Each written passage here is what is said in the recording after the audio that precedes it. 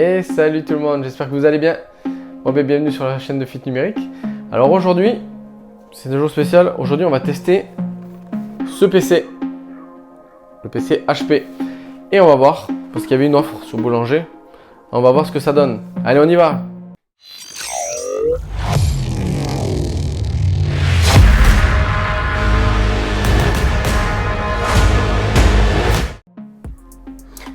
Voilà, donc aujourd'hui, on va tester ce PC.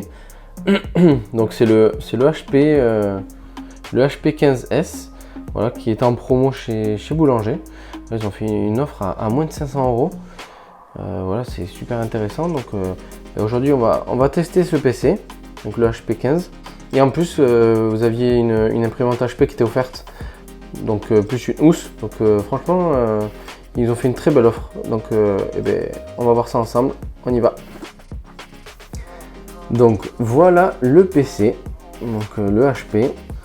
Donc franchement, il a une très belle finition, on peut le voir, finition argentée. En plus, il est super léger.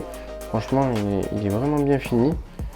Là, comme on peut le voir, là vous avez les deux USB de ce côté. Ensuite, un lecteur de carte encore, un jack, et de ce côté le HDMI et l'USB-C. Là, on est sur du Intel Core i3, donc de 11e génération. Donc, ils ont mis un bon processeur assez récent quand même. Avec, vous avez donc 8 Go de RAM. Et on a le disque dur de 512 pour un écran de 15,6 pouces. Donc, on est pas mal. Donc là, on va démarrer la mise en route du PC. On va voir ce que ça donne ensemble. Alors la petite astuce, quand vous en arrivez là dans l'installation, on vous demande le compte Microsoft. Donc bon, pour certaines raisons, vous allez peut-être vouloir ne pas vous connecter avec le compte Microsoft, ou alors vous n'avez peut-être pas de compte Microsoft. Ou alors comme moi, voilà, c'est un ordinateur pour des clients, donc je ne vais pas leur connecter de compte parce que je ne le connais pas du tout.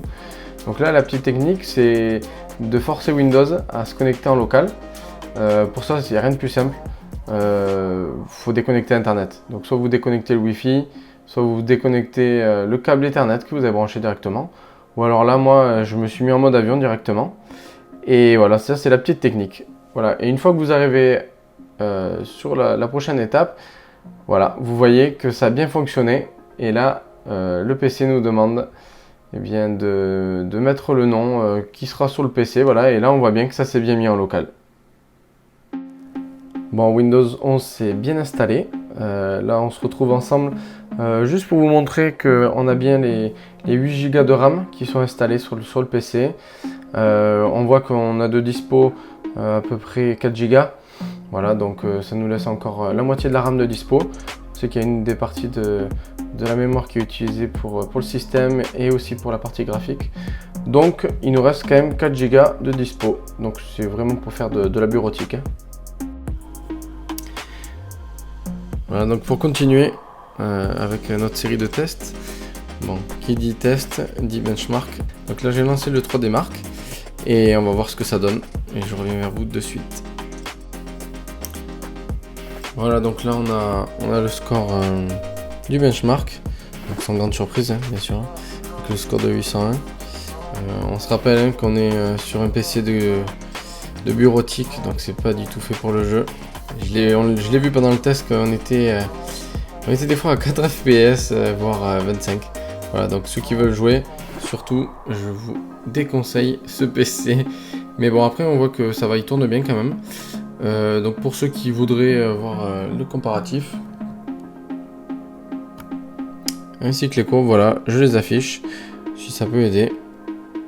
Et je vais passer au test du SSD. Et comme ça, on fait un récap de tout ça après. Voilà, donc là on se retrouve pour le test du SSD. Ouais, on peut voir qu'il y a quand même des vitesses de lecture et d'écriture qui sont pas mal. Bon, ça y est, on arrive à la fin de ce test pour notre ordi portable HP. Alors qu'est-ce qu'on peut dire en conclusion?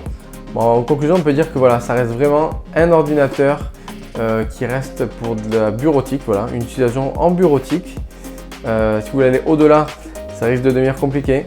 Mais pour tous ceux qui ont besoin de s'en servir juste pour faire du traitement de texte, des choses comme ça, ou aller juste sur internet, ça reste largement suffisant.